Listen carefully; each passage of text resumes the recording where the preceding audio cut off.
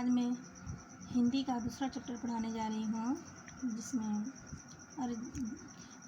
दूसरे चैप्टर का नाम है सच्ची वीरता।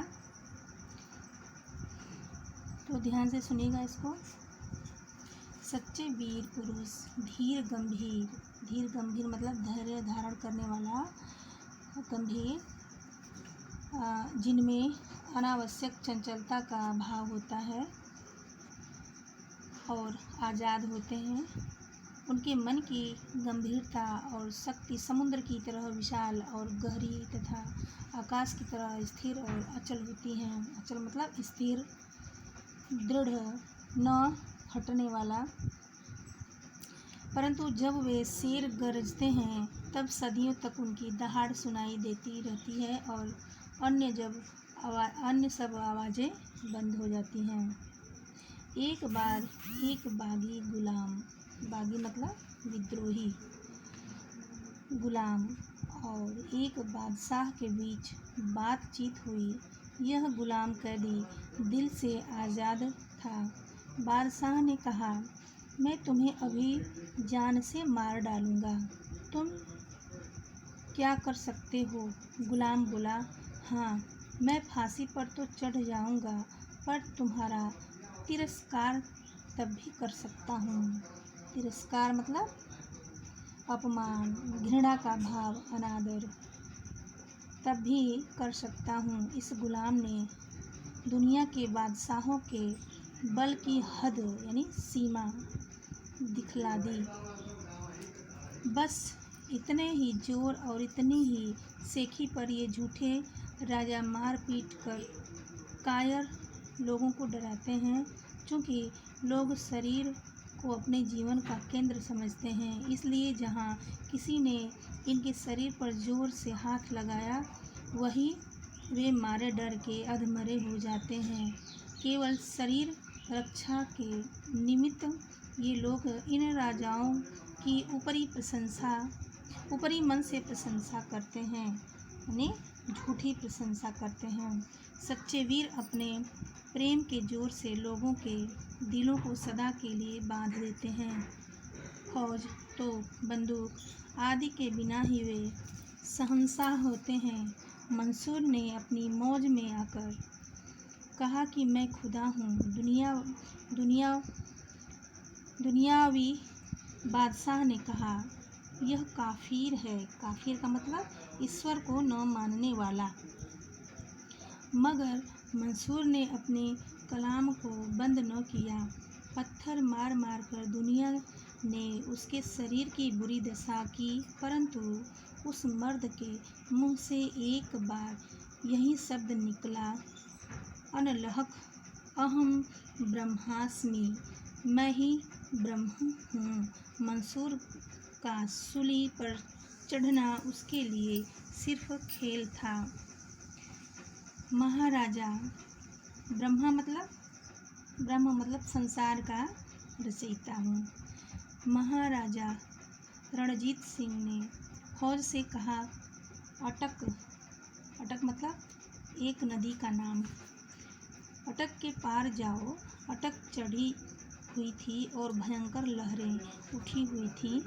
जब फौज ने कुछ उत्साह प्रकट न किया, तब उस वीर को जोश आया। महाराजा ने अपना घोड़ा दरिया में डाल दिया।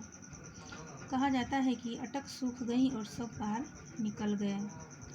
लाखों आदमी मरने मारने को तैयार थे। गोलियां धुआंधार बरस रही थी।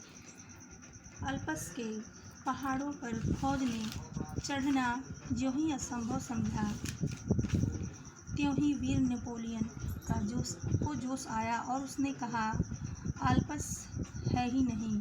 फौज को निश्चय हो गया कि अल्प्स नहीं है और सब लोग पहाड़ के पार हो गए। एक भेड़ चराने वाली और सत्वगुण में डूबी हुई युक्ति कन्या के दिल में जोश आते ही फ्रांस एक शिरकत से बच गया। वीरता की अभिव्यक्ति मतलब व्यक्त करना यानी प्रकाशन कई प्रकार से होती है। कभी उसकी अभिव्यक्ति लड़ने मारने में, खून बहाने में, तलवार तोप के सामने जान गंवाने में होती है, तो कभी जीवन के गूढ़ तत्व और सत्य की तलाश में बुद्ध जैसे राजा विरक्त मतलब वैराग्य धारण करने वाला, मोह माया से दूर होकर वीर हो जाते हैं। वीरता एक प्रकार की अंतः प्रेरणा है। जब कभी इसका विकास हुआ तब एक नया कमाल नजर आया, एक नई रौनक, एक नया रंग, एक नई बहार, एक नई प्रभुता संसार में छा गई। वीरता हमेशा निराली और नई होती है। नयापन भी वीरता का एक खास रंग है।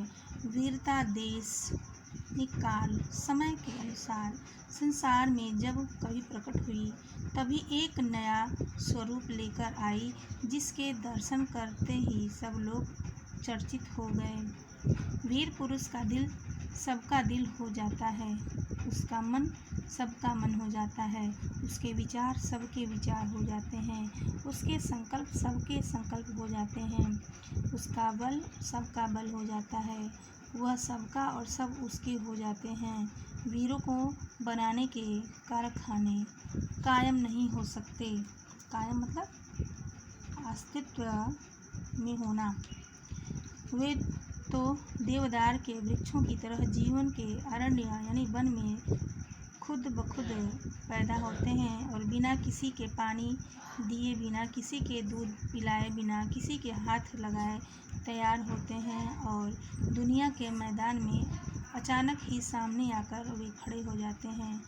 हर बार दिखावे और नाम के लिए छाती ठोक कर आगे बढ़ना और पीछे हटना पहले दर्जे की बुज़दिली है। वीर तो यह समझता है कि मनुष्य का जीवन जरा सी चीज़ है, वह सिर्फ एक बार के लिए काफ़ी है। बंदूक में केवल एक गोली है, उसे एक बार ही प्रयोग किया जा सकता है। हाँ, कायर पुरुष इसे बड़ा ही कीमती और कभी न टूटने वाला हथियार समझते हैं। हर घड़ी आगे बढ़कर और यह दिखाकर कि हम बड़े हैं, वे फिर भी इसलिए हट जाते हैं कि उनका मनोबल वह जीवन किसी और अधिक बड़े काम के लिए बच जाए।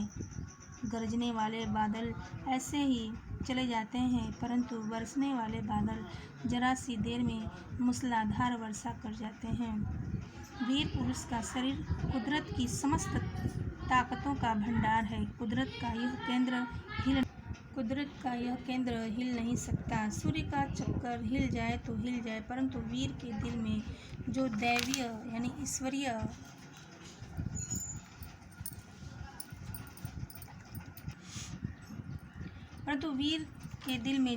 केंद्र है वह अचल है। कुदरत की नीति चाहे विकसित होकर अपने बल को नष्ट करने की हो, मगर वीरों की नीति बल को हर तरह से इकट्ठा करने और बढ़ाने की होती है। वह वीर क्या जो टीन के बर्तन की तरह झट से गर्म और ठंडा हो जाता है। सदियों नीचे आग जलती हो तो शायद गर्म हो और हजारों वर्ष बर्फ उस पर जमती रहे तो भी क्या मजाल जो उसकी वाड़ी तक ठंडी हो। उसे खुद गर्म और सर्द होने से क्या मतलब। सत्य की सदा जीत होती है, यह भी वीरता का एक चिन्ह है। विजय वही होती है जहाँ पवित्रता और प्रेम है।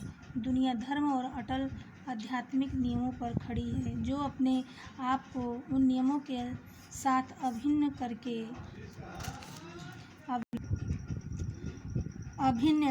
मतलब अलग न होने वाला, अभिन्न करके रहता है, उसी की विजय होती है। जब हम कभी वीरों का हाल सुनते हैं तब हमारे अंदर भी वीरता की लहरें उठती हैं और वीरता का रंग चढ़ जाता है, परंतु प्रायः वह चिरस्थायी नहीं होता, यानी अधिक समय तक रहने वाला। इसका कारण यही है कि हम सब केवल दिखाने के लिए वीर बनना चाहते हैं। टीन के बर्तन का स्वभाव छोड़कर अपने जीवन के केंद्र में निवास करो और सच्चाई की चट्टान पर दृढ़ता से खड़े हो। खड़े हो जाओ, बाहर की सतह को छोड़कर जीवन की तहों में घुसो, तब नए रंग खिलेंगे।